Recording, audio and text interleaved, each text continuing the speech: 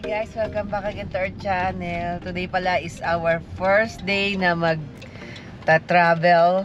First time ni Manong Joey na magta-travel everyday sa Chape. So, 40 minutes away from bagong bahay dito sa Chibougamau. Then, babiyahe kami ng 40 minutes papunta sa Chape, balikan. So, halos 1.5 hour in a day. Pero, okay lang. Matagal na naman namin itong pinag-isipan. Alam naman namin yung consequence ng paglipat dito sa malayong city, malayo sa aming work. Pero feeling naman namin sa aming 2 weeks stay na dito is worth it naman din yung pagbiyahe namin. Magiging pagbiyahe namin sa mga darating na mga linggo, buwan, ganyan.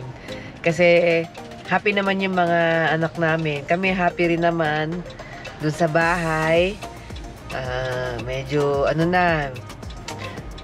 ba yung hindi na siya ganun ka boring ba, kumbaga ganun, kumbaga medyo happy naman dito, kumbaga although maliit lang din to na city, walang mga mall, ganyan, pero at least medyo may mga nagagawa-gawa na, may mga napupuntahan na, not unlike nga dun sa dati namin tinitirahan. Ayun, okay naman, kaya sa tingin ko worth it din naman na mag-drive everyday. Pero yun, siyempre natin masabi ang panahon, sana soon pumayag din yung boss namin na mag work from home. Sana nagbago na yung isip niya. Pero hindi pa natin alam yan. So, ikaw, ano bang feeling mo na lagi magdadrive? Minsan ako naman, pwede naman ako. Okay lang. Kasi 30 minutes, ano ba naman yun nung ako'y nagtatrabaho sa Ortigas na 2 hours nakaupo sa bus. Oo, no? O, kahit nakaupo ka lang, grabe yung traffic. Yung 40 minutes na yun is straight yun, walang traffic Kaya yun. ng 30 minutes. Yun, depende na nga sa speed. So, siguro max na 40. Yun, kasi medyo ano naman kami, hindi naman sobrang bungad. Malapit lang kami sa bungad ng city. Kaya, medyo hindi ganun mabilis lang makalabas. Kasi may mga bahayan pa dun sa dulo. Tapos yung isang ka-office mate namin na si Ryan, yan, subscriber natin yan si Ryan. Doon pa siya, lagpas pa siya ng Chibougamau, sa lake siya nakatira. So, mas malayo siya, pero hindi na siya nag-work ngayon kasi nag-aaral na lang siya. Pero yun nga, kung totoo sa'yo, mas malayo pa yung bahay niya. Sa amin, medyo malapit lang kami sa bungad, kaya bawas din ng mga siguro, lamang siya sa amin ng siguro ng additional pang mga 10 minutes, ganun. Kaya ayun, okay naman. So, hopefully yan, sa winter doon natin malalaman kung ano ba. Syempre dati hindi naman kami araw-araw na biyahe. Pag winter, hindi namin alam yung sitwasyon. Pero magre-ready din kami in case naman na masama talaga yung panahon. I-allow naman kami na mag-work from home. Yan, papaalam lang kapag talagang masama yung panahon. Kaya dapat i-ready namin yung computer namin. Sabagay siya, naka-laptop siya, ako hindi. So, kailangan kong i-ready na yung aking computer, ang aking laptop, para ready na siya for work anytime in case na kailanganing mag-work from home. So, yun guys, sama namin kayo sa aming biyahe. Nasa pala yung baon natin? May baon na kami. Medyo maninibago kami dahil before muuwi kami ng lunchtime, makikita namin yung mga bata. Ay, hindi pala lahat. Si Jaden lang, minsan si Kuya. Pero ngayon, doon na lang kami sa office magla-lunch. Hindi na lang namin kukonsume yung lunchtime. Doon na lang kami kakain. Diretso na lang kung magkakain lang din work ulit para medyo maaga kami umuwi. Medyo flexible naman din kasi hindi naman sila strict sa oras na dapat in, out, ganun. Kumaga pwede naman i-adjust na 30 minutes lang yung break. So, medyo maaga-aga kami nakaka-uwi. So, ayun guys, dito yung sitwasyon. Nakakapanibago kasi last year, September, malamig na.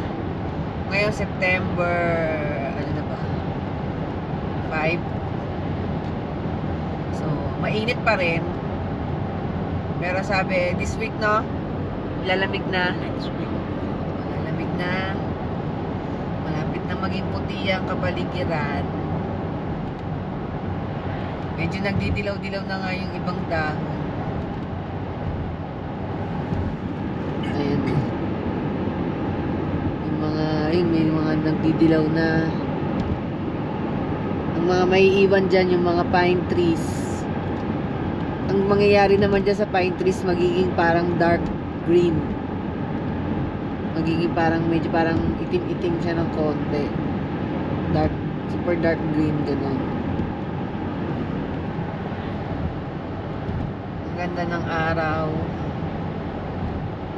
Ayan, 7:59.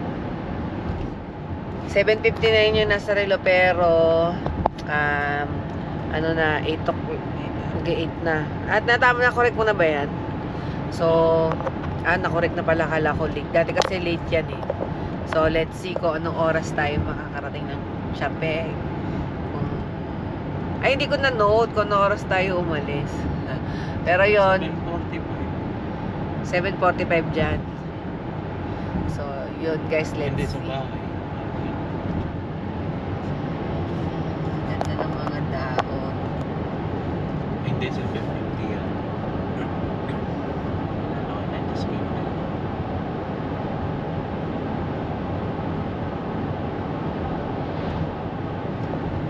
So yun, may mga nakakasalubong na tayo ng mga school bus, yung mga galing sa iba't ibang lugar, siguro galing doon sa Siape, galing sa OJ, na mga nag-i-school dyan sa Shibugamo. Ayan, luwag-luwag ng van namin. Baka kailanganin na namin ng ano, maliit na car. Pag lagi kami babiyahe, para medyo tipid sa gas. Pero depende pa kung ma-afford. Ayan, din na nyo, aalog-alog kami. So, parang naisip namin na kumuha ng mas maliit na car. Para pag kaming dalawa lang, is yung maliit na car lang yung gagamitin. Ayan, ang daming nakakasalubong na mga sasakyan. Mga mag-work sa Shanty or dyan sa Shibugamo.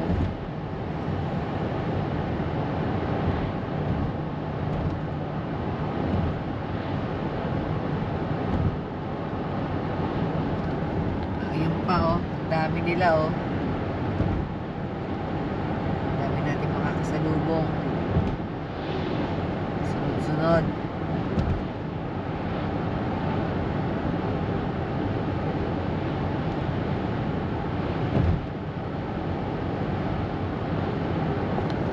So yun guys, pasensya na pala sa inyo kung medyo late yung mga videos natin dahil yun nga naging busy tayo sa paglilipat at nawalan kami ng internet.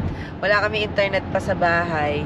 So pag nagkaroon na ng internet at medyo nakaluwag-luwag na kami sa mga gawain, ay magiging updated na ulit yung mga video. Pero napanood nyo naman, ina-update ko naman kayo lagi. Pag may bagong update nun sa bahay, ina-update ko naman kayo kung ano na yung nangyayari, kung ano na itsura. So yun, magkakaroon tayo ng official house tour sa mga susunod na buwan. Pag maayos na, dumating na yung in-order naming living, dining, sofa, ayun. Wala pa kami dining table. Yung pag maayos na, magkakaroon tayo ng house tour. So, yun guys, after ilang minutes, ayan, 8:28 na, 8:28 doon. So, medyo slight na traffic. Sabi ko lang kanina, walang traffic. Slight na traffic kasi may ginagawa nga doon sa isang nadaanan namin. So, ayan, 8:28 in the morning, nandito na kami sa Siape. Ayan. Pasok na kami. So, ayun, sakto, 8:30 ang dating namin sa office. So, siguro more or less nga ganun, 40 maximum na traffic na kami noon. Pag wala siguro, kaya talaga ng 30 minutes. Tsaka kung medyo bibilis ng konti. Pero pag yung relax lang na drive is 40 minutes. So, ito ang aming Old Town. Old Town. Dating town. Dito kami nakatira. Dati. doon papunta. Yung bahay namin. Lagi yun na ito nakikita sa video. So, yun nga, may mga nagtatanong pa rin sa video ko na kung saan lugar ba to. Ito po ay Chape sa Quebec. Northern part po to ng Quebec. At mura lang ang mga bahay dito. Mas mura dito kaysa doon sa nabilhan namin na bahay.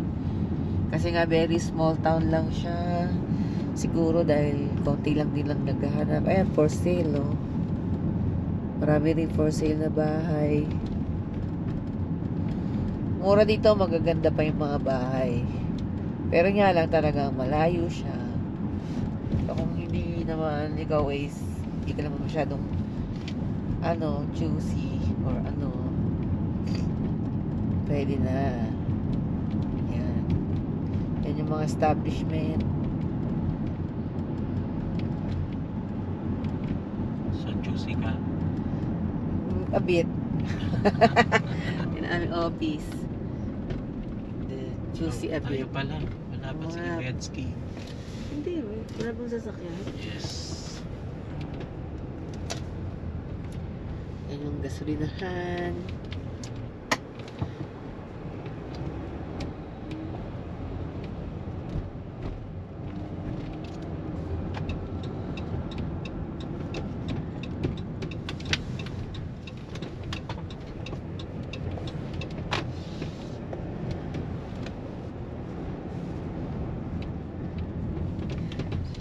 Na 8:31.